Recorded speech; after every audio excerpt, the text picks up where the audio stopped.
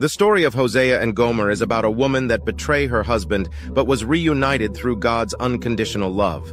There was a prophet named Hosea. One day God spoke to Hosea and told him to marry a woman named Gomer, who was known to be a promiscuous woman.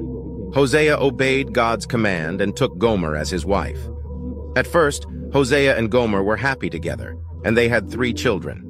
But as time went on, Gomer began to stray from her marriage vows. She would sneak out to be with other men and engage in all sorts of sinful behavior. Despite Gomer's unfaithfulness, Hosea remained faithful to her and continued to love her deeply. He would try to convince her to return to him, but she would always leave again.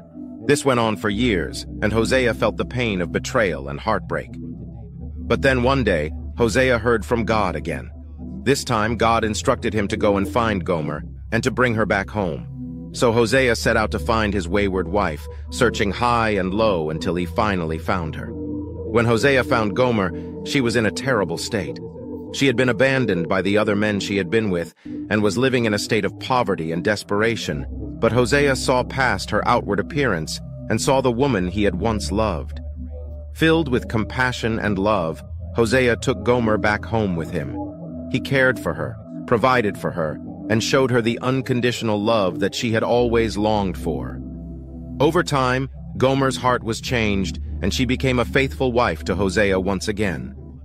The story of Hosea and Gomer is a powerful example of God's unconditional love and forgiveness. Hosea's love for Gomer, despite her unfaithfulness, mirrors the love that God has for his people, even when they turn away from him. This is the end of this episode. Follow for more.